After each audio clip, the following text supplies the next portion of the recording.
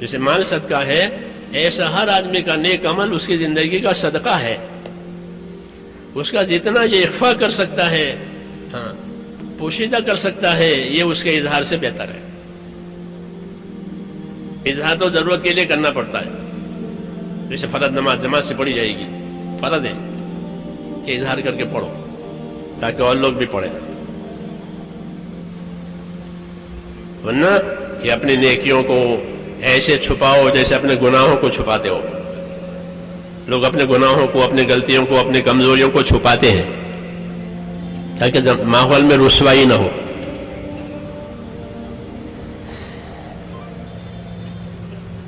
تو یہ کام صرف شوق پورا کرنے کا نہیں ہے، یہ تو ذمہ داری پورا کرنے کا کام ہے.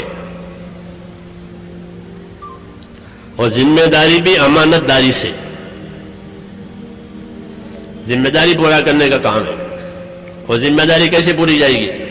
پوری امانت داری سے. جب ذمہ داریوں کو امانت داری سے پورا کیا جائے گا تو یہ اللہ سے قریب ہو جائیں گے. ان کی خدمت، ان کی اطاعت، ان کی قربانی وزندار ہو جائے گی. کیوں کہ اپنی ذمہ داری کو پوری امانت داری سے ادا کیا ہے. رسول صلی اللہ علیہ وسلم نے ایک سفر کیا، واپسی میں یا جاتے ہوئے ایک جگہ قیام ہوا، جنگل میں پڑاؤ، قافلے کا وہاں پڑاؤ ہوا. جگہ خطرے کی تھی، چاروں طرف ماحول خطرناک تھا، دشمنوں کا ماحول تھا. حضور صلی اللہ علیہ وسلم نے تقاضا رکھا کہ آج کی رات چوکیداری کون کرے گا؟ چوکیداری بھی ہمارے کام کا ایک حصہ ہے. جیسے آپ چوکیداری کرتے ہیں، سامانوں کی، مالوں کی، ہمارے ساتھی چوکیداری کرتے ہیں. یہ بھی ایک محنت ہے اور اس کی بڑی فضیلت ہے چوکیداری کی حدیثوں میں. تو فرمایا من یحرسنا اللیلہ، آج کی رات چوکیداری کون کرے گا؟ مشکل جگہ تھی، انصاری آ گئے تیار ہو کر. انصار مدینہ کی یہ خصوصیت تھی کہ مشکل کاموں کو اپنے ذمے لیتے تھے.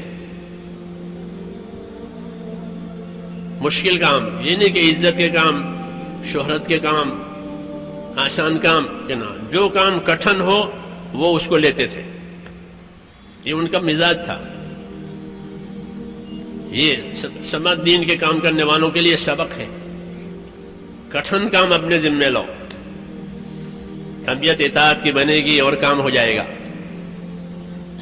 مشکل کام، اعزازی کام نہیں، یہ کام اعزازی نہیں ہے. حضور نے فرمایا انصار مدینہ کو میں جانتا ہوں کہ ان کا مزاج ہے.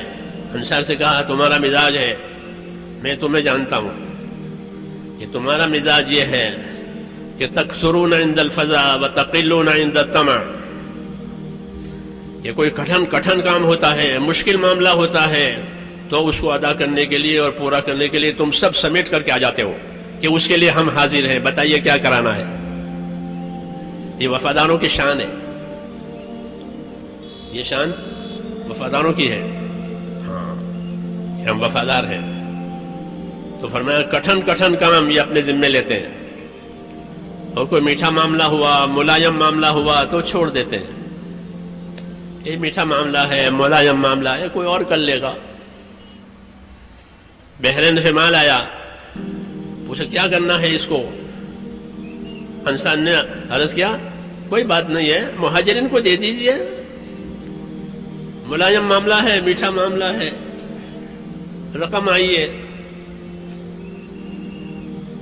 تو کس کو دیں؟ مہاجرین کو دے رہے ہیں.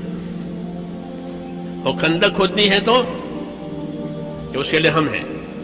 انصار کی جماعت 10 آدمیوں کی جماعت بنائی تھی خندق کھودنے کے لیے.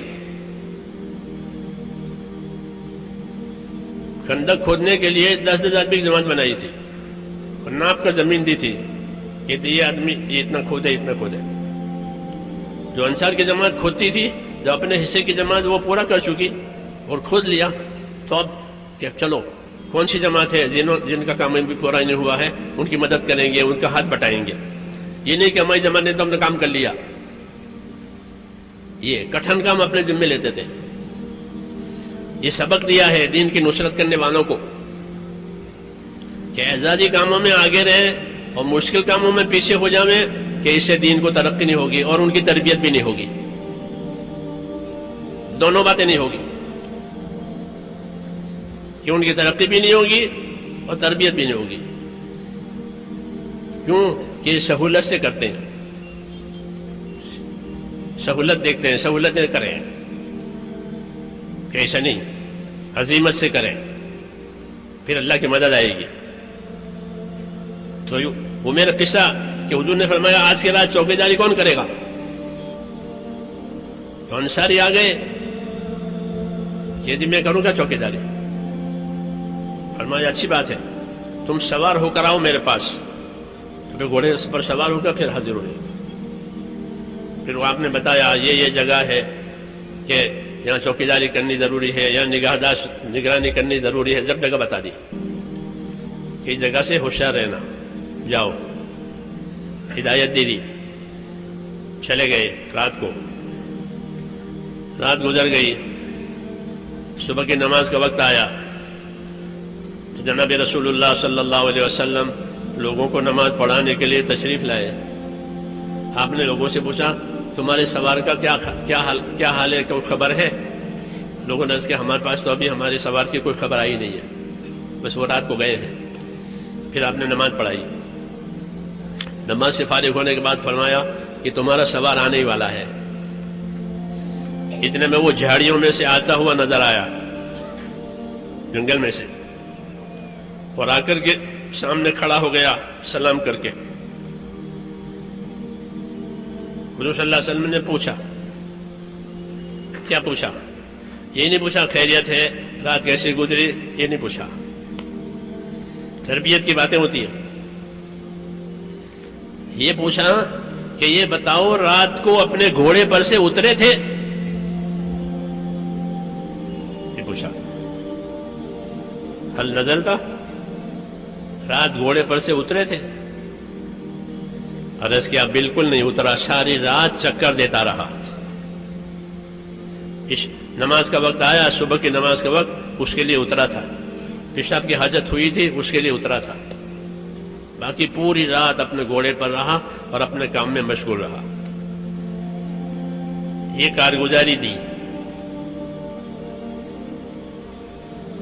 جب انہوں نے یہ کارگزاری دی تو کیا جواب ملا؟ کارگزاری کے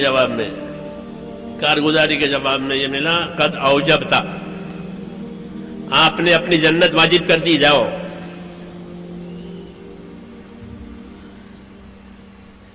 یہ مثال میں نے اس لیے عرض کی ہے کہ اپنے کام کو, ذمہ داری کو امانت داری سے کرنا.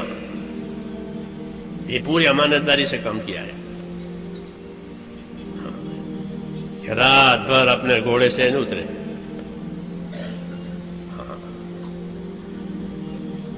یہ عظمت کہلاتی ہے کہ اللہ کے کام کی عظمت, اس کے حدود قیود کی حفاظت.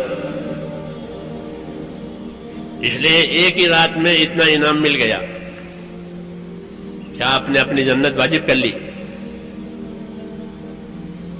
یہ سبق ہوتے ہیں ہمارے اللہ کے کام کو کہ پوری امانت داری کے ساتھ, پوری ذمہ داری کے ساتھ کیا جائے گا. کوئی دیکھے نہ دیکھے, کوئی پوچھے نہ پوچھے. کہ اللہ تعالیٰ بندوں کے اعمال کو خود دیکھنے والے ہیں. قُلْ اعْمَلُوا فَسَيَرَى اللَّهُ عَمَلَكُمْ, کام کرو اللہ تمہارے کام کو دیکھے گا. حساب کتاب اللہ کے ہاتھ میں ہے. اس لیے اللہ تعالیٰ کا دین, کہ اللہ تعالیٰ کا دین امانت ہے. ایمان دیا ہے تاکہ اس امانت کو ایمانداری سے ادا کریں. اس لیے اللہ نے ہم کو ایمان کی دولت دی ہے کہ ایمان ہی ایسی چیز ہے جو امانت داری سے کام کرواوے. ایمان ہی ایسی چیز ہے جو اللہ سے ڈرا کے کام کرواوے. ایمان ہی ایسی چیز ہے کہ کسی کے بھلے برے کہنے کی پرواہ نہ کرے کہ کوئی کچھ بھی کہے, یہ کوئی بات نہیں. میں تو اللہ کا کام کرنا ہے, اللہ کے دین